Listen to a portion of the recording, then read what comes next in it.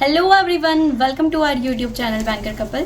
आज हम इस वीडियो में देखेंगे नाबार्ड डेवलपमेंट असिस्टेंट और आरबीआई असिस्टेंट में क्या डिफरेंसेस होते हैं और क्या सिमिलैरिटीज होती है, क्योंकि दोनों के नोटिफिकेशन इस साल कहीं ना कहीं आ सकते हैं। पहले हो सकता है नाबार्ड का आ जाए या फिर आरबीआई का, या पहले आरबीआई भी आ सकता है, कुछ कह नहीं सकते। लेकिन ये दोनों एग्जाम अपने आप में बहुत अच्छी एग्जाम है, अच्छी पोस्ट है। अगर इस पर आपका सिलेक्शन होता है तो आपकी लाइफ बहुत अच्छी रहेगी।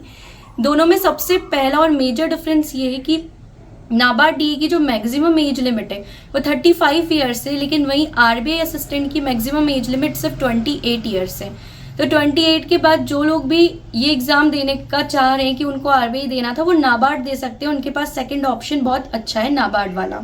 उसके बाद अगर हम एलपीटी की बात करें तो एलपीटी जो है नाबार्ड डेवलपमेंट असिस्टेंट का उतना डिफिकल्ट नहीं होता जितना आरबीआई असिस्टेंट का होता है।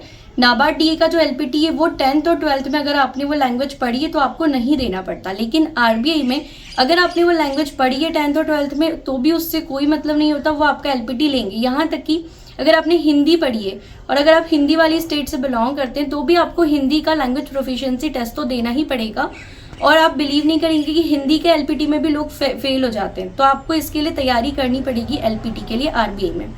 अगला जो एग्जाम पैटर्न में मेजर डिफरेंस है वो ये कि नाबार्ड डेवलपमेंट असिस्टेंट का जो मेंस होता है फेज 2, उसमें रूरल और एग्रीकल्चर से रिलेटेड जो है जीए में क्वेश्चंस पूछे जाते हैं। वहीं आरबीआई में वो क्वेश्चंस नहीं पूछे जाते। वहाँ पे जो मेजर क्वेश्चंस है वो आरबीआई से रिलेटेड ज़्यादा पूछे जाते हैं। लेकिन जो आरबीआई असिस्टेंट है वो कोई भी बैंकिंग एस्पायरेंट अगर अच्छे से तैयारी करे तो वो दे सकता है, उसको कुछ डिफरेंट पढ़ के नहीं जाना होता है। उसके बाद सैलरी की बात करें तो सैलरी नाबार्ड डीए और आरबीआई असिस्टेंट की दोनों की बिल्कुल सेम है, कोई डिफरेंस नहीं है। अलाउंसेस थोड़े बहुत वेरी यहाँ पर कर सकते हैं। उसके बाद दोनों का 5 डे वर्किंग होता है, सैटरडे संडे ऑफ होता है, नाबार्ड में भी और आरबीआई में भी। देन पब्लिक डीलिंग की बात करें तो आरबीआई असिस्टेंट और नाबार्ड डीए दोनों में ही पब्लिक डीलिंग नहीं रहती, क्योंकि public dealing generally public sector banks या बाकी बैंक्स में रहती है। तो यहाँ पर ये भी एक अच्छी चीज़ है। पोस्टिंग की बात करें तो पोस्टिंग जो है जहाँ से आप फॉर्म भरेंगे, जैसे मान लीजिए अगर आपने मध्य प्रदेश से भरा है तो वहाँ पे भोपाल में ही इसका ऑफिस है, नाबार्ड का भी और आरबीआई का भी, तो आपको पोस्टिंग हमेशा भोपाल में मिलेगी। और अगर आप प्रमोशन नहीं लेना चाहते तो आप लाइफ टाइम उसी सिटी में रह सकते हो।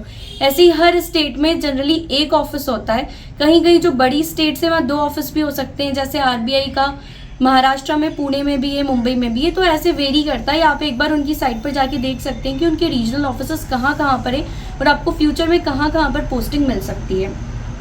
तो ये इन दोनों में मेजर डिफरेंसेस थे।